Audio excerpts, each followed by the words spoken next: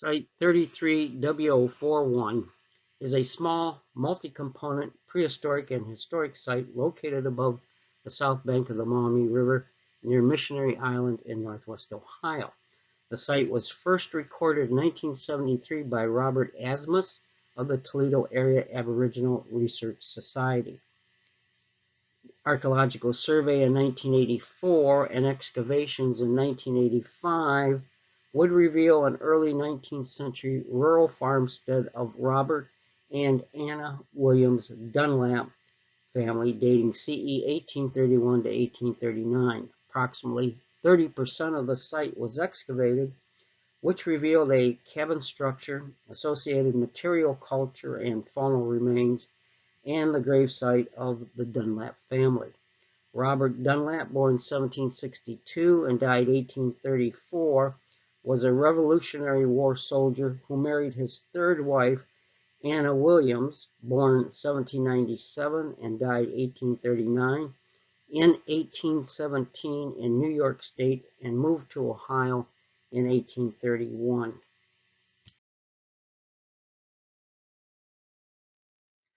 David Marvin Struthers, born 1946, deceased, was Professor Emeritus of Anthropology at the University of Toledo. He passed away on February 7, 2013 at Toledo Hospital. Dave was born in Hamilton, Ontario, Canada, and attended McMaster University, earning a bachelor's degree, the University of Toronto in Canada for a master's degree, and Case Western Reserve University in Cleveland, Ohio for a doctorate of philosophy. In 1973, he came to the University of Toledo after Dr. Earl J. Prow, formerly of the University of Michigan, left the University of Toledo for Hell, Michigan. Between 1973 and 2012, Struthers directed the survey and excavations of hundreds of prehistoric, protohistoric, and historic sites in northern Ohio and southeast Michigan for the University of Toledo. One of those sites was 33W041, the Dunlap family farmstead of the 1830s. Dave is survived by his sister Susan of Ontario, Canada, and his son Max of Denver, Colorado. The author of this video would like to express his sincere thanks and appreciation to those individuals who contributed their time and support in the excavation, laboratory processing, and report preparation of Site 33W041. These individuals are shown here on this screen.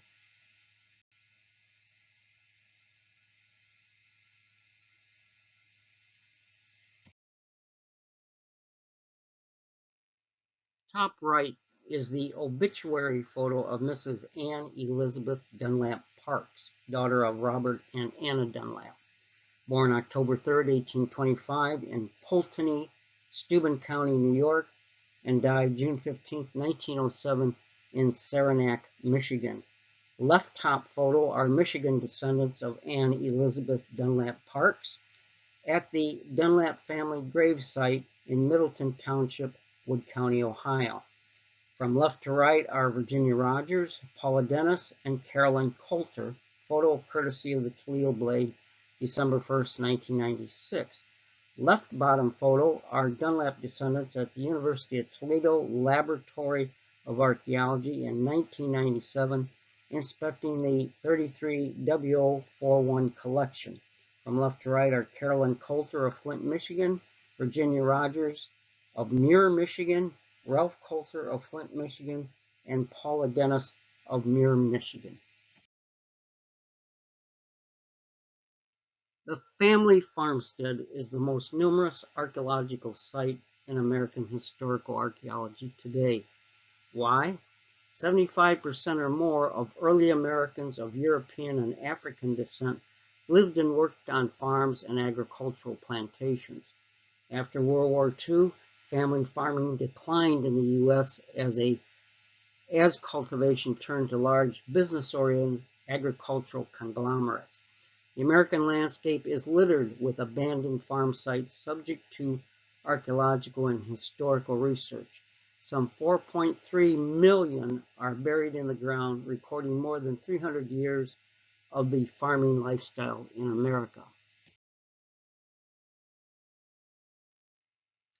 33W041 was found in the northwest section of Township 6 North, Range 10 East, Middleton Township, Wood County, Ohio. The site rested on the former estate of Mrs. Henry M. Dodge, 275 meters southwest of her main house, in the Roche des Bois, meaning rock on end, area, made famous during Pontiac's War from 1763 to 1765, and the Revolutionary War from 1775 to 1783. The site, discovered by Robert Asmuth in 1973, recovered glazed ceramics, nails, glass, aboriginal pottery, chipstone tools, and lithic debitage from a plow-exposed pit in a fallow cornfield. The former Ruth M. Dodge house, guest house, and the Dunlap family cemetery. Lower left is Mrs. Henry Dodge at the Dunlap family gravesite in 1996. Bottom right is the grave marker, which is a solitary block of granite within an iron pipe fence behind the Dodge guest house. Chiseled on top of the headstone is Robert Dunlap, soldier of the Revolutionary War. On the face is chiseled Robert Dunlap, born July 28, 1752, and died July 25, 1836. However, the year is in error. He actually died 1834. Continuing, Anna, his wife, born June 15, 1797, and died January 28, 1839. Phoebe Dunlap died August 6, 1831, aged 9 months. And David Dunlap died August 26, 1836, aged 7 years. Gravestone and iron pipe fence was placed at the cemetery between 1899 and 1906. The original grave marker was probably made of wood. Mrs. Dodge established a trust fund for the care and protection of the cemetery and welcomed descendants from Michigan who made periodic visits to their ancestors before her death in 2001. Vegetation data extracted from a 1 mile square lot designated Section 32, Township 1, U.S. 12 mile square reserve of the Government Land Office records, surveyed by Elias Glover in 1805 and resurveyed by Joseph Wampler in 1816. 33W041 and the Dunlap Cemetery were located on level to slightly broken upland containing stands of oak, hickory, elm, and ash. This oak-hickory forest lined both banks of the Maumee River. Bottomland prairie was confined to the Maumee River terrace. The Black Swamp was a swamp forest mixed with tall grass prairie so wet as to ooze water when walked upon. Here you have the 33W041 site area outlined in the red rectangle. Archaeological excavations at 33W041. A is the 1985 Area A excavations of the cabin structure. B, the 1985 Area B excavations of the ash lye basin for soap making on Saleratus. This basin was later reutilized as a trash pit. C, the 1984 transect survey in the wooded area near the bluff top edge overlooking the Maumee River. And D, a small historic dump site in a washed out area post dating 1920.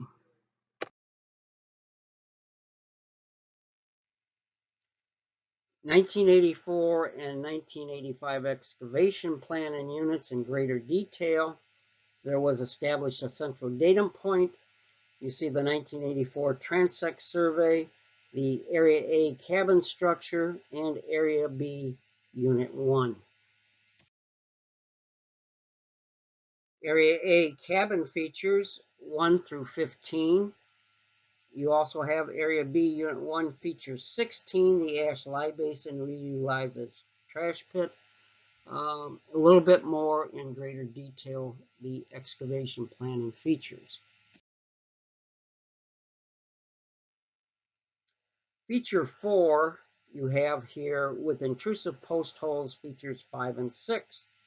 The cabin post hole features 3, 7, 8 through 10, and 12 through 15. Photo of the interior cabin hearth. Trench units 1 through 5, units 1 through 3 with the cabin outline, units 4 through 6, features 1 through 15. Features 7 and 9 are the doorway or entrance to the cabin.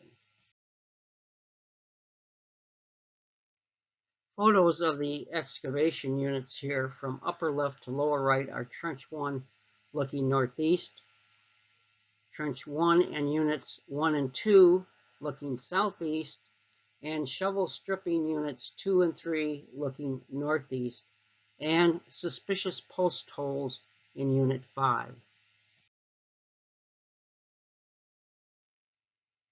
Photo of the ash lie basin reutilized as a trash pit. This was feature 16 in Unit 1 of Area B.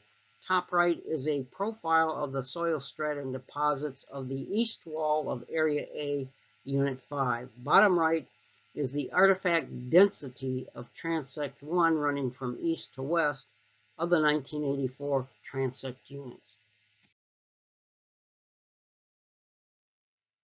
Here you have a photograph of feature 16 of Unit 1 in Area B. The ash lie basin reutilized as a trash pit. The upper right is a top view of the feature showing plow scars, indicating that the feature was plow truncated. The artifacts numbered in this feature are 1, a knife, 2, a two-tined fork, 3, a George IVS halfpenny, 4, ash, 5, shale slabs. These are only 4 of the total of 83 artifacts recovered from this feature. And bottom left is a profile of feature 16.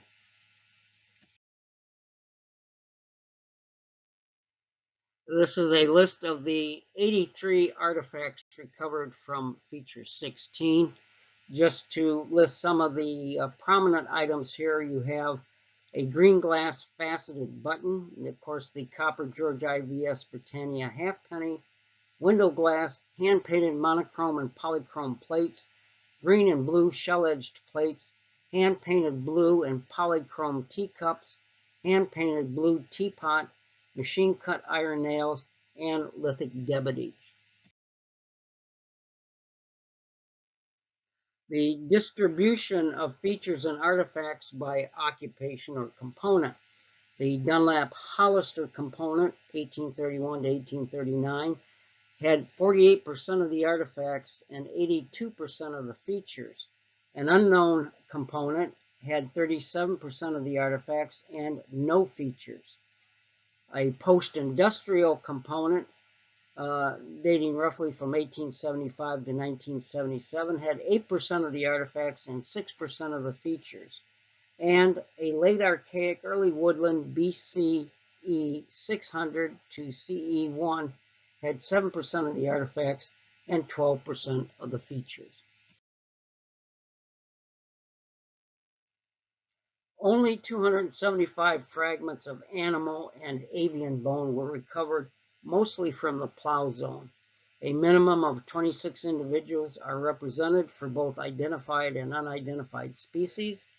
Domesticated pig Suscrofa and horse Equus cabellus came from feature 16, the ash lie basin reutilized as a trash pit, and feature 4, the ash basin found near the cabin structure. Non-domesticated or wild species are bear, muskrat, white-tailed deer, raccoon, wild turkey, and freshwater clams. Material culture or artifacts recovered shown here from upper left to lower right are the George IVS Britannia halfpenny, dating 1786 to 1789, polychrome pearlware saucer and plate, dating 1812 to 1835, scalloped blue and green shell-edged plates, dating 1812 to 1840, and a yellowware baker or server with an impressed mark of the American Pottery Company, Jersey City, New Jersey, circa 1833 to 1850. Architectural, construction, and foodways artifacts. To name a few: hand-wrought and machine-cut iron nails, window glass, iron spikes, gray salt glazed stoneware jug, iron fishhooks, wooden knife and fork handles, gilt brass buttons, bone buttons, hand-painted polychrome sprig decorated cup, iron eye loop catch for a door or window, gun flints, lead musket ball, lead shot, glass medicine vials, eyed needle, dipped mocha pitcher, white clay smoking pipes, pot hook and handle, red transfer printed saucers and plates, one plate with the Canova pattern, and one or more plates with the willow pattern, an iron spoon, a silver spoon, black glazed redware porringer, and an iron strap buckle and harness buckle for a horse. The red transfer printed wares were noted in 1829 in a publication by Simeon Shaw that they were just coming into the ceramics industry in Staffordshire, England. By 1830, these wares were being marketed all over the world, including the United States, so this serves as an introductory date for red transfer printed wares. Foodways, clothing, recreational, and agricultural artifacts shown here. Many of those mentioned on the previous slide but not shown are shown on this slide here.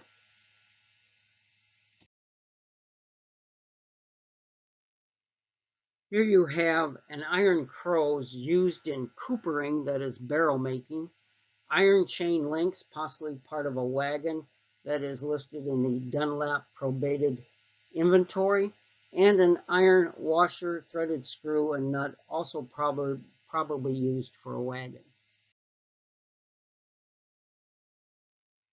The Dunlaps were of Scotch-Irish ancestry. In CE 1260, the Mac Dunlap family was of Ayrshire, Scotland. In the 1300s, the family moved to Ulster Province, Northern Ireland, and dropped the Mac prefix to the name. In 1718, John Dunlap, father of Robert Dunlap, was born in Clogher, County Tyrone, Ireland. In 1722, Sarah Gillespie, mother of Robert Dunlap, was born in Strabane, County Derry, Ireland. John and Sarah Dunlap moved soon after their marriage in the 1740s from Ulster Province, Northern Ireland, to emigrate at Port of Boston, Massachusetts, then to Pennypack, Bucks County, near Philadelphia, Pennsylvania.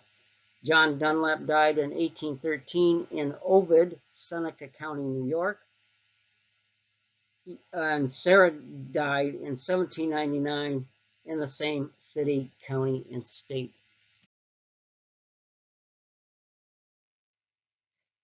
Here you have a partial genealogy of the John and Sarah Gillespie Dunlap family.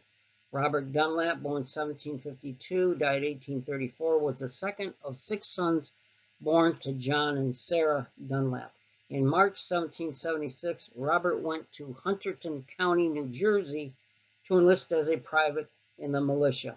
He was a wagoner and blacksmith. Between 1776 and 1778, he served monthly tours in the New Jersey militia in Captain Henry Gulick's company of Colonel Joseph Beaver's battalion.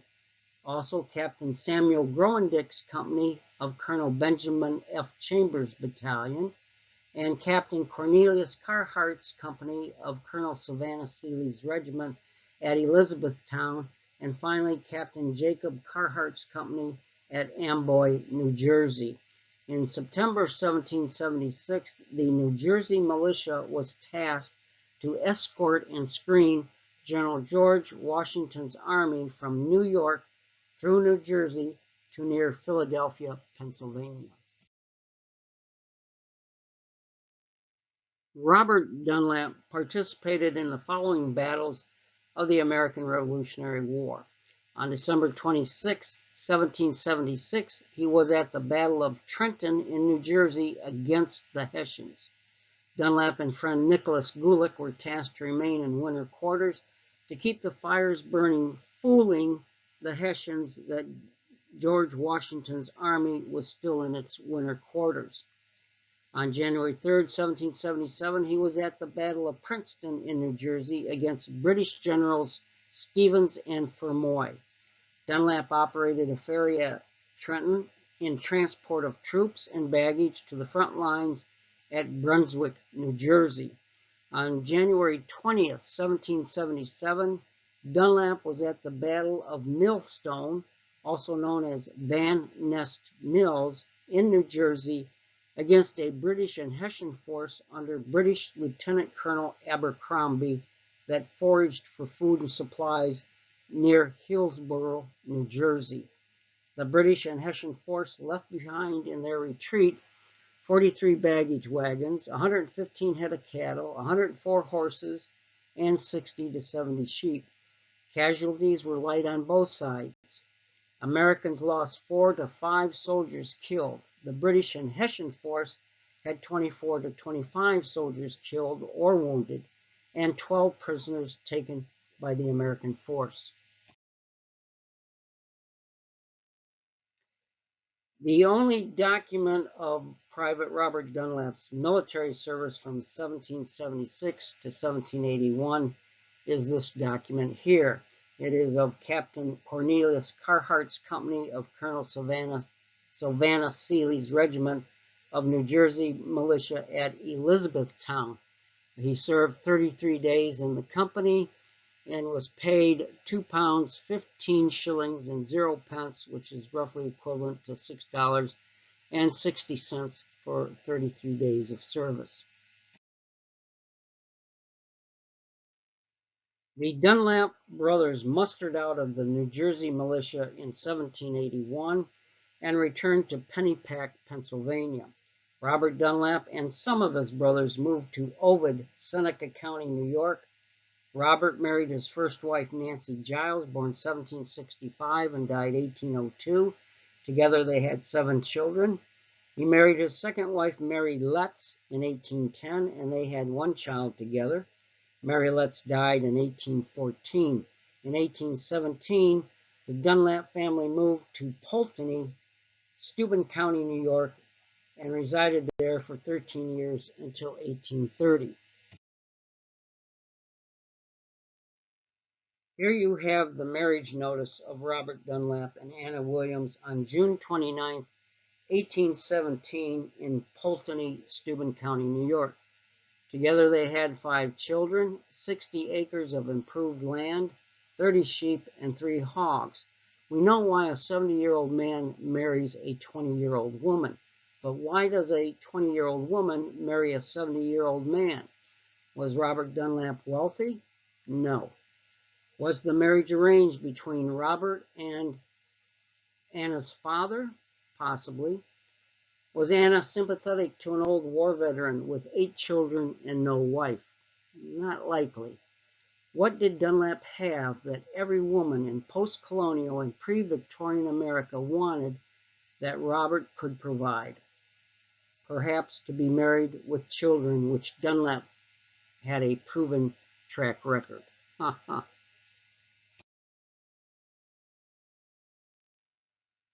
In May 1831, Robert Dunlap and Anna Williams Dunlap, with 5 children, moved from Pulteney, New York, to Wood County, Ohio. They traveled by wagon to Buffalo, New York, and then by steamboat to Perrysburg, Ohio. The Dunlaps met and were befriended by John Hollister, agent of the American Fur Company, a merchant of J. Hollister and Company in Perrysburg since 1817. Hollister owned a store, warehouse, dock facilities, and was a shipbuilder between 1832 and 1842. On August 6, 1857, John and Sarah Hollister sold River Lot 44 for $2,600 and retired to Buffalo, New York, where they had shipping interests in navigation on the Great Lakes. John Hollister died on July 13, 1865, in Buffalo, New York. Steamboat transportation on Lake Erie, the ports or cities and their agents. These stretch from New York City to Detroit, Michigan. Cities and ports are Albany, Troy, Oswego, Buffalo, Dunkirk, and Grand River in New York State, Erie in Pennsylvania State.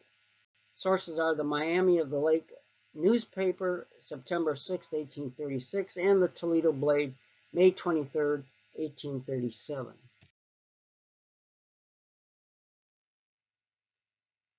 Here you have river lots 44 and 45 outlined in red in Township 1 of the U.S. 12-mile square reserve at the foot of the Maumee River of Lake Erie.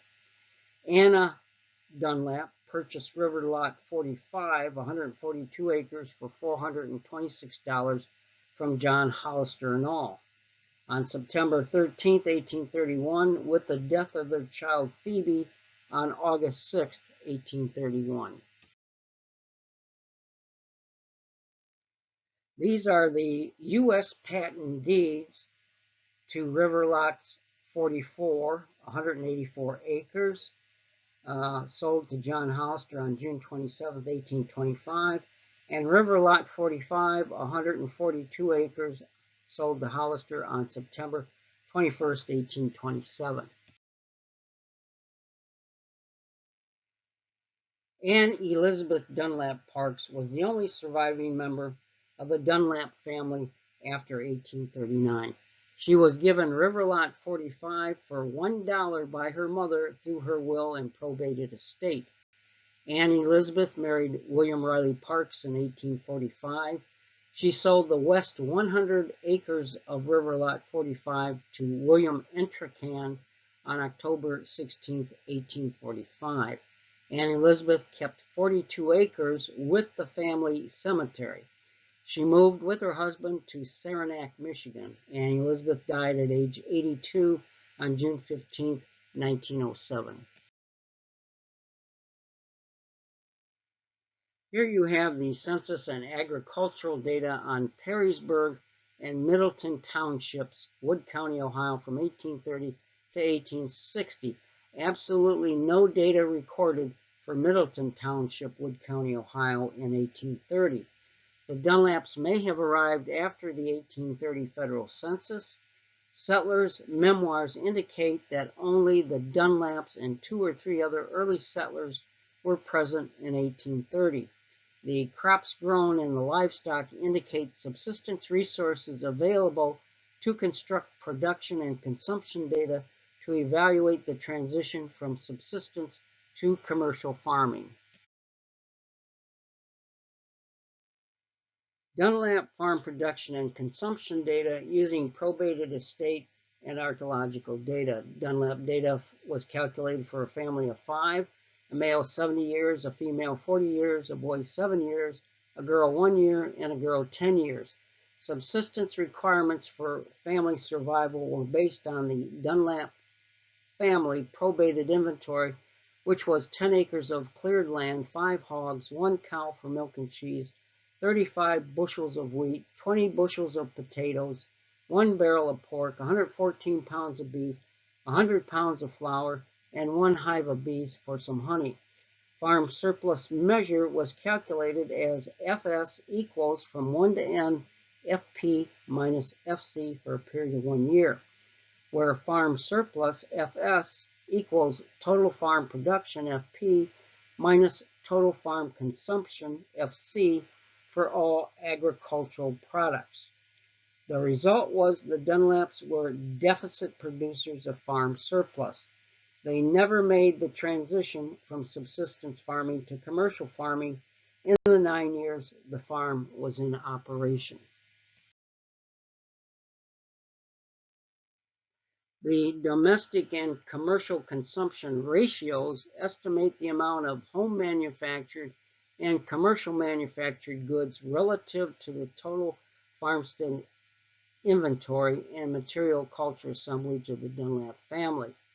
Market dependency is defined as commercial consumption CC equals total commercial goods TCG divided by total farm goods TFG times 100. Self-sufficiency is defined as domestic consumption DC equals total home goods THG divided by total farm goods TFG times 100. Plugging in the numbers for this, you have commercial consumption is 98% and only domestic consumption or home manufactured goods 2%. The results show an inverse relationship that is high commercial consumption with a deficit farm surplus. How did the Dunlaps, who are deficit producers of a farm surplus, afford to purchase most of their material goods from commercial markets? Other factors must have intervened to support this inverse relationship. The Dunlap estate was valued at $224.24 in 1835. After deductions by creditors, the balance was adjusted to $144.08. Estate appraisers in 1835 stated that the goods and chattels left by Robert Dunlap, quote, were not sufficient for support of the widow and children for 12 months, unquote.